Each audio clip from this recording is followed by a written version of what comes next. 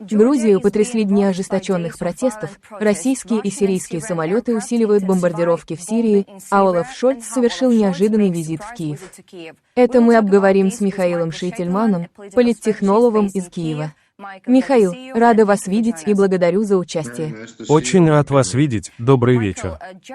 Михаил, канцлер Германии Олаф Шольц прибыл в Киев в понедельник, 2 декабря, с анонсированным визитом. В последний раз Шольц посещал Киев в июне 2022 года вместе с президентом Франции Эммануэлем Макроном и тогдашним премьер-министром Италии Марио Драги.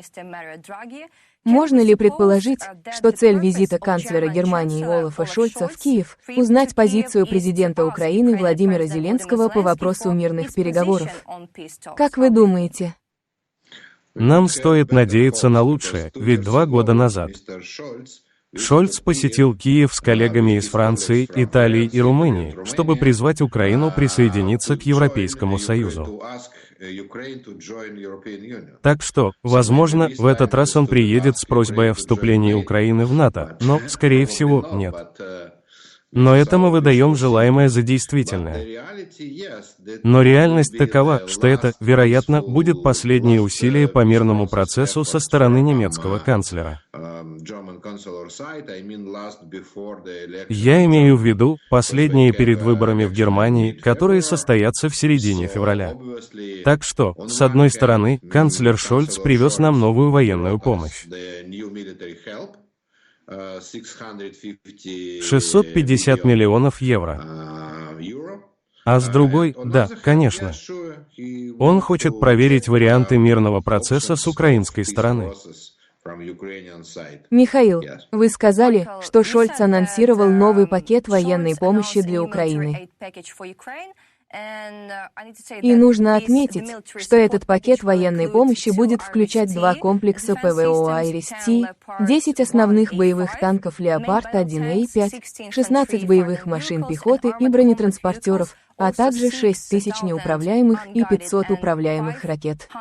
Так что мы ждем этого. Также министр иностранных дел Германии Анна-Лена Бербок в ходе визита в Китай предупредила Пекин о последствиях, если он будет поддерживать Россию беспилотниками, как сообщает Тага Шаа. Кроме того, Бербок призвала Китай активно участвовать в завершении войны, подчеркнув важность справедливого мирного процесса. Итак, министр иностранных дел Германии прибывает в Китай, чтобы инициировать мирный процесс. А как насчет Китая?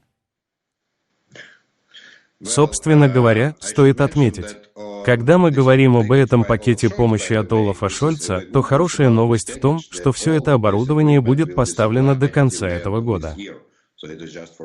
То есть, речь идет всего о 4 неделях, а не о следующем году. А не о годах. Что можно сказать о позиции Китая и этом процессе? До сих пор мы не видели активной позиции Китая в мирном процессе. Китай опубликовал какие-то документы. Один из них был опубликован почти 2 года назад, в годовщину начала войны, и назывался «Позиция Китая по конфликту в Украине». Он состоял из 12 пунктов. Среди этих 12 пунктов мы не нашли ни одного шага. Что должны делать мы или что должна делать Россия? Они лишь упомянули, что следует Уставу Организации Объединенных Наций, некоторым пунктам из глав Устава. Вот так. Позже они опубликовали мирный план, совместный мирный план с Бразилией, китайско-бразильский мирный план. Опять же, это был не совсем мирный план. Это была просто позиция по войне. И в ней не было конкретных шагов. Что делать, если, например, мы согласимся с Бразилией и Китаем? Просто указано, что все конфликты должны решаться мирными действиями, а не войной. Хорошо, договорились, что делать? Таким образом, у Китая нет позиции по этому вопросу, потому как остановить войну, скажем так. Какова позиция Китая? Они не поддерживают официально Россию. Они что-то поставляют. Нельзя сказать, что они поставляют много, потому что они не поставляют военное оборудование официально. Более того, они прекратили поставки некоторых товаров в Россию, в том числе высокотехнологичных, чтобы не нарушать американские и европейские санкции. С одной стороны, мы не следуем этим санкциям, но с другой, не поставляем некоторые высокотехнологичные товары. Так что получается, что Китай, как в той китайской пословице, просто сидит у реки и ждет, кто из них умрет первым, Украина или Россия, вот и все. Кстати, они сейчас зарабатывают огромные деньги на России. А Россия теперь на 80% зависит от Китая. От китайской экономики, Китая как поставщика товаров. И как покупателя российского газа, нефти и металлов.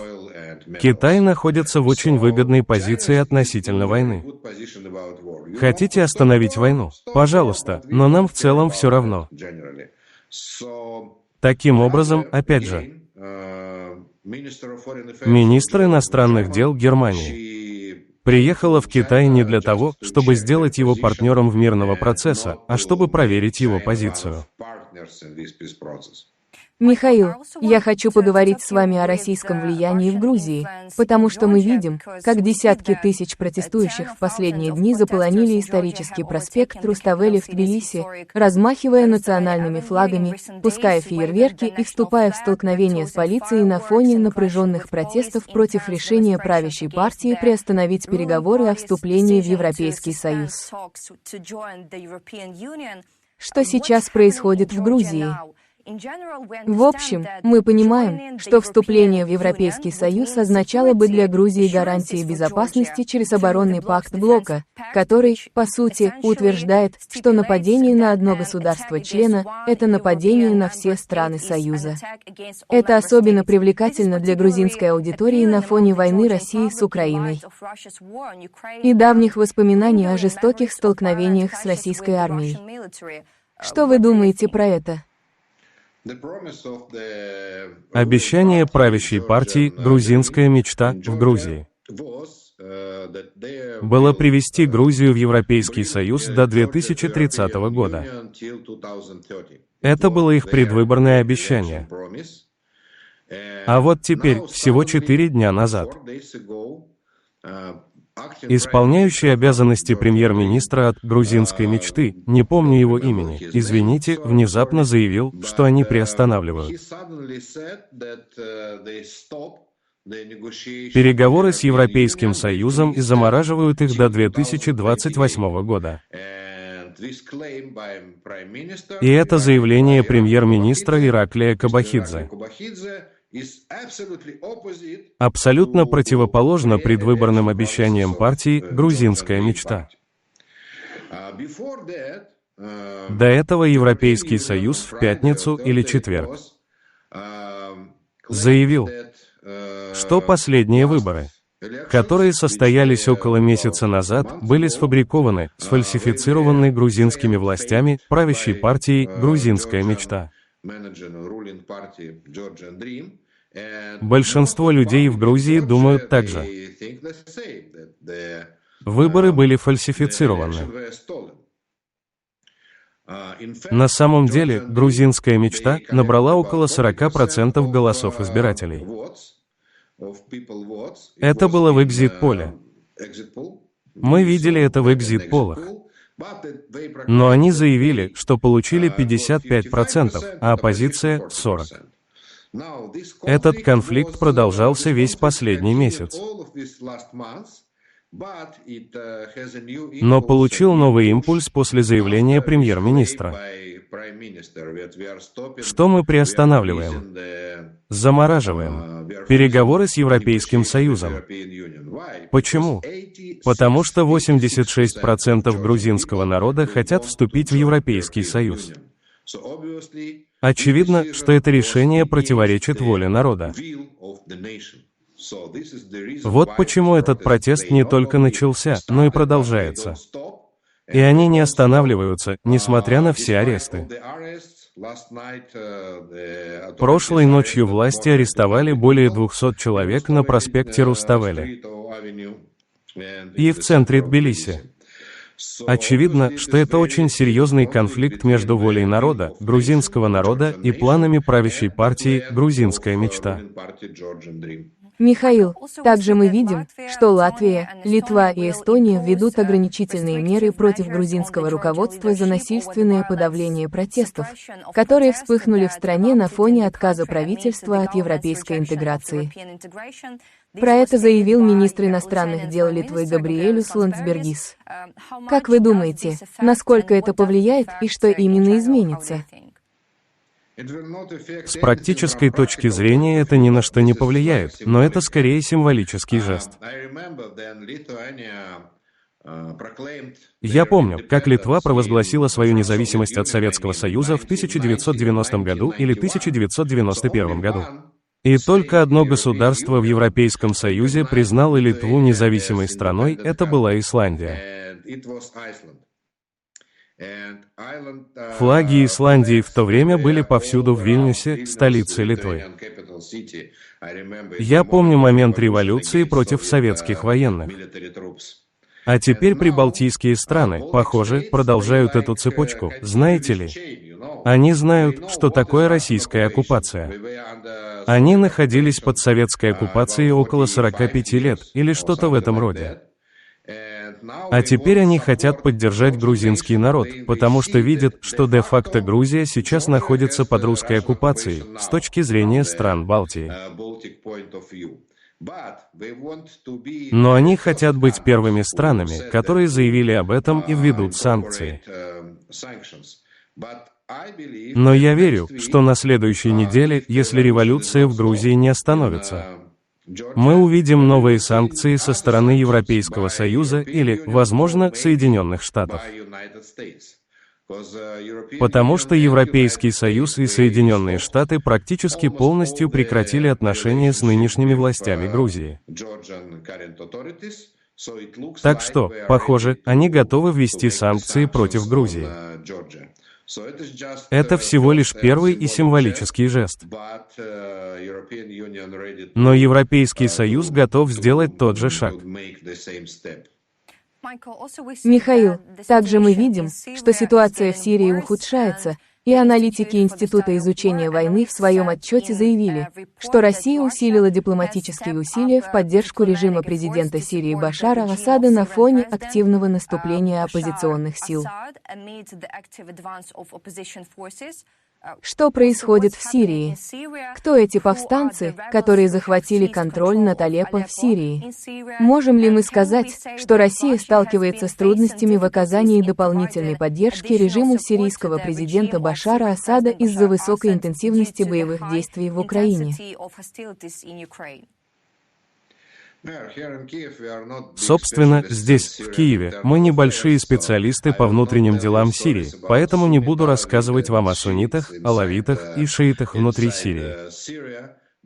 Но что для нас важно, это роль России в поддержке этого режима, сирийского режима.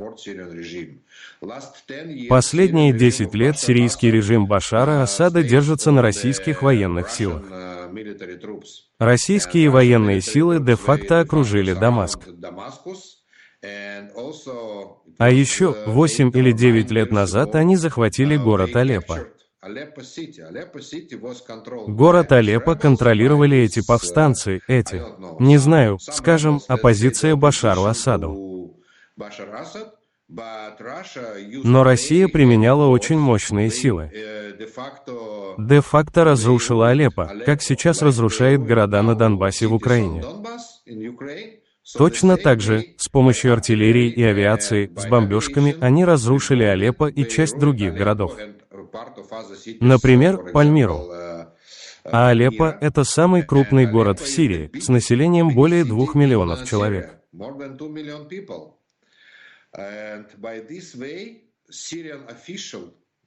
Таким образом, силы Башара Асада и российская армия захватили Алеппо в 2016-2017 годах.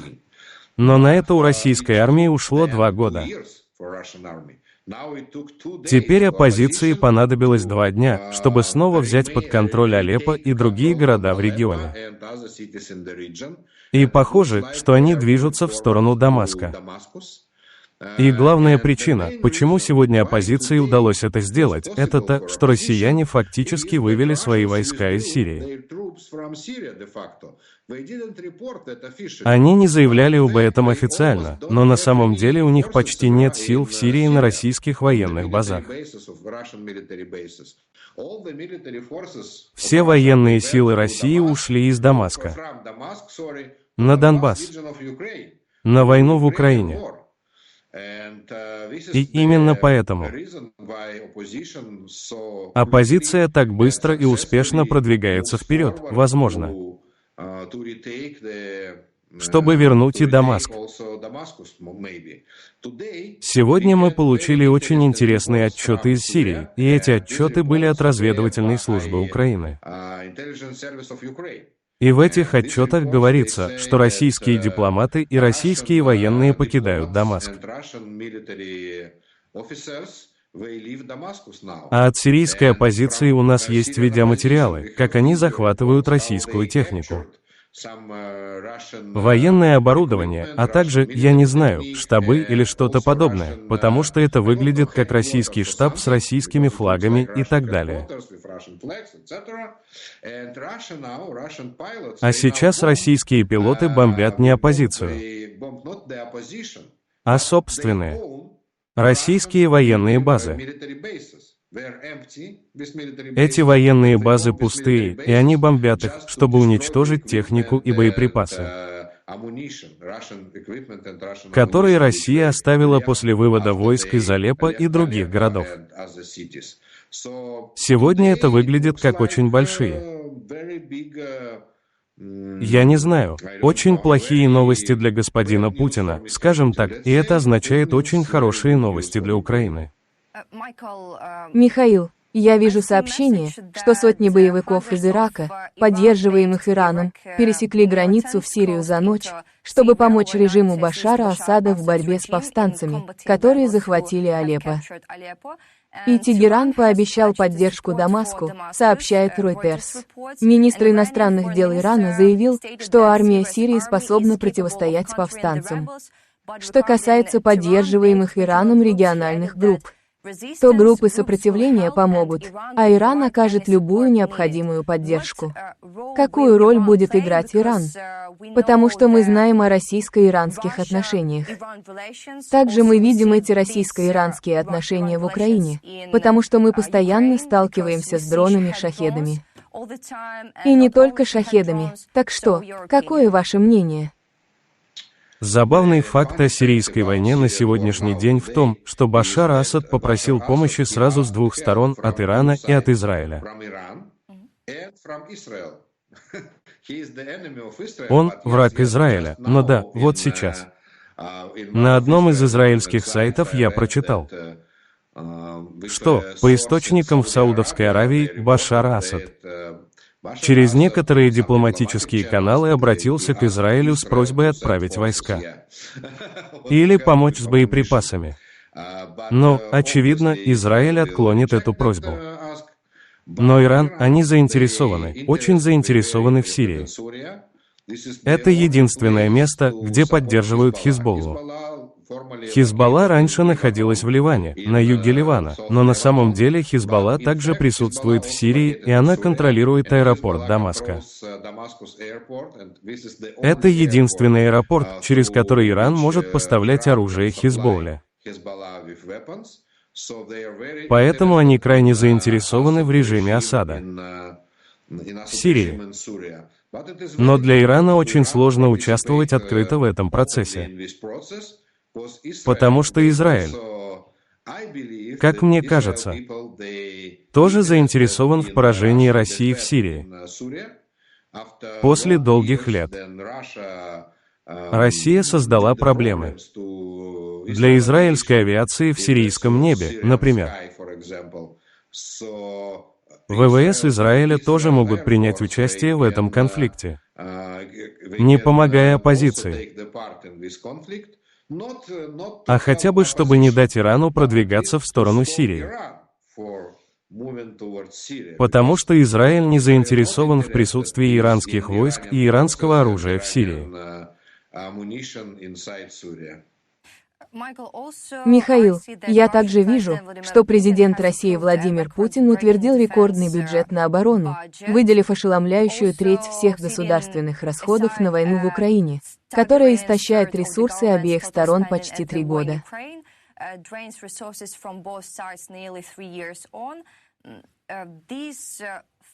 Эти факты могут подорвать военный рост России и как это повлияет на Украину.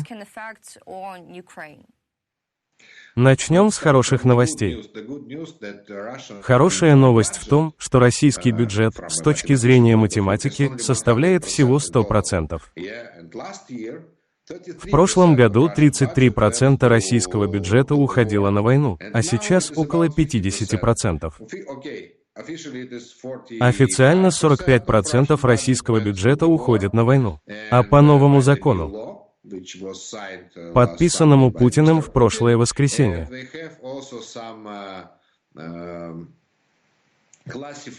есть также засекреченные данные и цифры в этом бюджете. В совокупности это более 50% российского бюджета, которые будут направлены на войну в следующем году. А это значит, что нет лишних средств, нет запаса денег для дальнейших трат. Если более 50% тратится на войну, а все остальное, я не знаю, на образование или социальную политику, то это уже меньше 50% ваших средств. Это может привести к большим экономическим и социальным проблемам в России. И мы видим начало этого. На прошлой неделе, например, курс российского рубля пересек отметку в 100 рублей за доллар.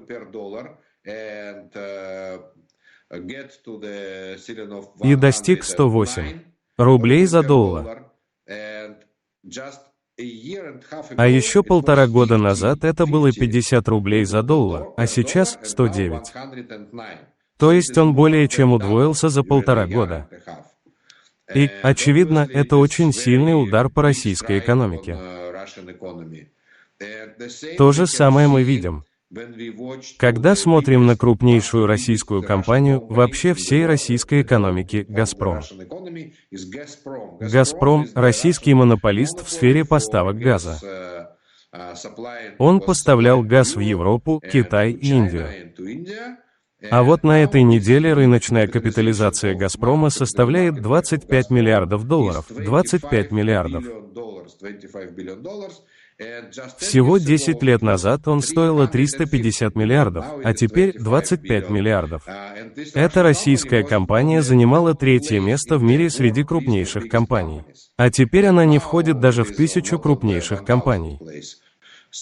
Очевидно, экономическая политика российского правительства просто провалилась, абсолютно провалилась.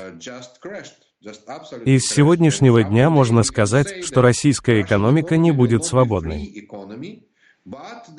А это будет уже советская экономика с плановой экономикой и несвободным курсом рубля. И, как я надеюсь, это приведет к дефициту базовых товаров, продуктов питания и других товаров первой необходимости. Михаил, надеюсь, что российская экономика рухнет в течение года. Спасибо вам за этот важный разговор. Спасибо за вашу поддержку. Сегодня с нами был политтехнолог из Киева Михаил Шительман. Дорогие зрители, подписывайтесь на этот канал. Также подписывайтесь на канал Михаила Шительмана. Желаю вам хорошего дня и до встречи. Спасибо и до встречи.